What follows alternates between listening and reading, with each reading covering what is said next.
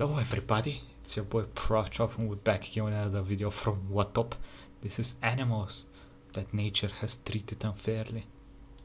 Oh, fucking shit. And there we go. Videos like these have millions of views, and some of them become memes. Maybe you even send some out to your friends. Look, it's you when it's time to pay the rent. But the goats themselves don't have so much fun. Nature played an evil joke on them because it gave them a very strange feature. It becomes completely still when frightened. Imagine what would happen if they're next to a cliff when thunder rumbles. That does not look like it's his voice at all. Is that even a superpower? But goats didn't choose it, just like ants didn't choose blindness. In order not to lose their way, they secrete special pheromones and follow each other. But sometimes an unexpected failure occurs in the ant's algorithm, and the insects begin to walk in circles. More and more ants join the others. Looks like a mosh pit. Alright, so we've seen this. I've actually seen a video on these things about ants from Z Frank 1, and he said that most of the times they fix themselves, okay? So, but sometimes they die. Most of the times they go okay though, Only without so it's not that bad. Only ants The keep fuck running was that until they shit? fall dead. The circle rotates until the participants are completely exhausted, and only then the ants can continue on their way, leaving behind hordes of dead. It can last for hours, or even days, until someone suddenly comes to their senses and takes away the surviving brothers. William Beebe first described this strange phenomenon in the 1920s. He found an ant mill with a circle of about 370 meters. For comparison, the famous Devil's Tower is about 100 meters lower. Can you imagine the size? Not only ants have such problems. For example, fish form such circles too. But tangled rats look much worse. Look at this photo. Oh, it looks like some sort of modern shit. art or props for a horror movie. But Okay, no, okay. these are real rats that have become tangled by their tails and starved Please to death. stop. A horrible and ridiculous death. This phenomenon was Why first zoom in? discovered in 1564 and named Rat King. Yeah, the one from the Nutcracker. According to the hypothesis, rats gather in the king form when their flexible tails are glued together with skin fat, excrement, and food remains. This mixture acts as a glue and can harden during sleep, especially during the cold season. Once the rats realize they're trapped, they start to fight and the knot tightens even harder. In the end, the animals die. So far, people haven't been able to find a single living rat king, and this phenomenon is very rare. Previously, rats who died such a terrible death were considered a very bad sign. It's no wonder, because where the rats are, there are diseases. This is not usually said about spiders. Spiders are quite useful, guys, although people don't particularly like them. This insect is really unlucky. It had been a prisoner for 20 million years. Once the spider got into a drop of resin and was trapped in it forever. Just like this dog. Well, of course, it's not 20 million years old, or even a million, only about some 20. horror And shit. the poor animal was stuck not in resin, but in a whole tree. Just imagine how surprised were the people who discovered that. Lumberjacks working in southern Georgia in the how does that 1980s even happen? cut down a tree and loaded it into a truck. Then one of the group members accidentally looked into the hollow trunk from the inside. Perfectly mummified dog remains were looking at him. Its teeth were still bare. The experts who examined the remains concluded that the dog most likely chased a squirrel in the 1960s and got stuck in the trunk of a tree. The animal climbed too high, couldn't turn around, and Yo, that's some Tom and Jerry, but realistic type of died. trap But shit. instead of becoming food for other forest dwellers, the dog turned into a mummy. The wood of the chestnut tree in which it got stuck prevented decay. The dry environment inside the trunk protected from the elements and sucked moisture out of the body. And this is a unique case. Why is there Usually, happy any music in dead the body background? becomes the victim of insects, especially in the forest. Scientists even use their greediness to clean the skeletons. Some beetles can even eat out a body of a deer. Poor guy. It's not only stuck in a fissure, but it also became food. Let's not deny, though, the obvious fact. The beetles did a great job. Look at that. The bones are perfectly clean. However, a deer may well be given a second life. Not literally, of course, no necromancy, but at least one person would gladly include the poor deer in his collection. Well, partially. Jim Phillips has more than 16,000 deer, elk antlers, and antelope horns, and he just casually found all elements of his collection. It took, however, more than 60 years. Why? How many horns did you find? Exactly. This man is really good at searching. But let's leave people with their strange hobbies and return to animals with their strange habits. One of them is self-cannibalism.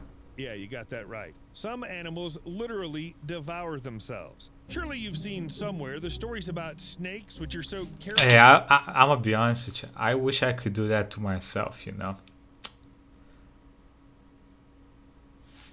carried away by their lunch that they don't notice when the victim ends and their tale begins? In reality, everything is a little different. A snake can really start to eat itself, but only if it takes the movement of its tail for the movement of prey. Honestly, we don't know which of these options looks more ridiculous. If snakes could feel awkward, they'd be shocked by themselves. But the situation with this male hummingbird isn't funny at all. He's on the verge of starving to death. The metabolism of these tiny birds is incredibly fast. It takes just 2 hours without nectar to kill a hummingbird. Some of them have to collect food from 2,000 flowers every day just to survive. Now, the life of a bird doesn't seem so free, right? And metabolism is not the only problem. The most ordinary rain can turn into bombing for the hummingbird. Bombing? Oof. Oof. Ugh. It's impossible not only to eat, but even to fly under such conditions, and precious time is spent. But let's imagine that the hummingbird male is all right. We can't say the same about this moose, because it's become a zombie. Not like in a movie, of course. It doesn't wander around the forest looking for brains of other moose, but its own brains are very bad. Brainworm. It's a classic brainworm symptom right there. Such parasites are carried by white-tailed deer, and they don't suffer much from this fact. But as soon as the brainworm is in the moose's body, it rushes, yes, right to the brain. The worm tunnels directly into the head of the unfortunate animal, causing a lot of neurological damage. In fact, the moose becomes a walking zombie just by catching the parasite, and then it dies. Terrible death for any living creature. Oof. Of course, all these Free features meat. of animals, their weak and strong points, don't appear by accident. It's worth saying thank you to evolution, or on the contrary, shout something foul at it. And although usually changes take place over thousands or millions of years, sometimes evolution makes a leap. No, we're not talking about X-Men. I never understood people like this. How you have this fucking cool ass room, cool fucking lights, and you got a little laptop? How? Nah. We're talking about elephants. Modern elephants wear tusks for a hell of a long time. Before that, mammoths wore tusks. So nature knows for sure that these huge animals need them. Huge tusks are one of their most recognizable features, and one of the main reasons why people are pushing elephants to extinction. In the 16th century, 26 million elephants roamed the African continent. Today, there are less than 500,000. By the 1970s and 1980s, poaching had reached a critical level. That's because for a long time, people simply didn't think that killing animals was a bad thing. For example, everyone knows this Theodore went live. Roosevelt, 26th President of the United States, during a safari, shot 512 different living creatures. Among them were also elephants. Animals died not for fun, but to be exhibited in museums and so that scientists could study them. But really? 512? Seriously, Teddy, it seems to be too much. What's to say about the elephants that still suffer from poachers? Ivory is a luxury item in the Asian market. The bigger the tusks, the more money poachers can get from selling them. More than $1,000 per kilo. Tusks. You killed a fucking elephant to make a pig statue.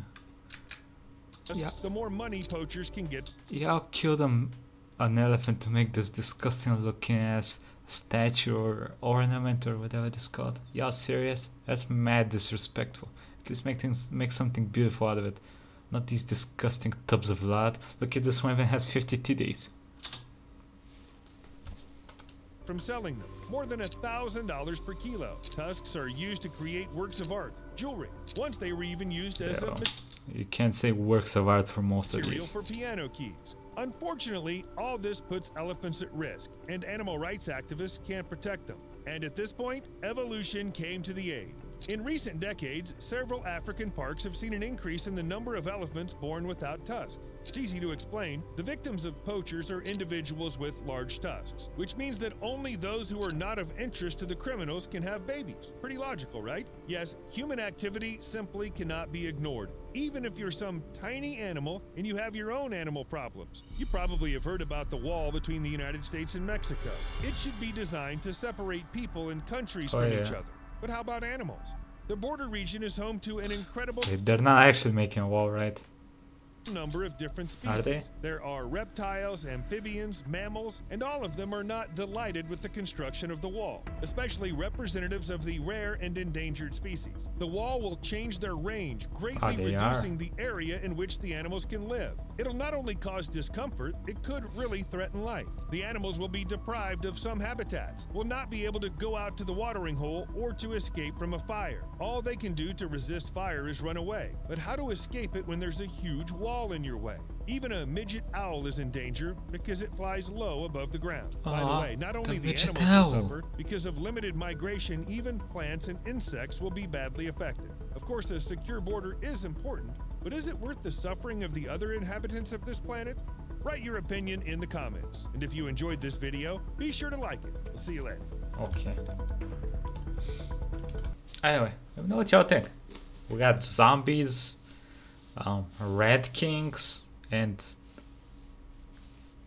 the Great Wall of America. I would very much like to hear your opinions. Anyway, see you next time, buddy. Have a nice fucking day.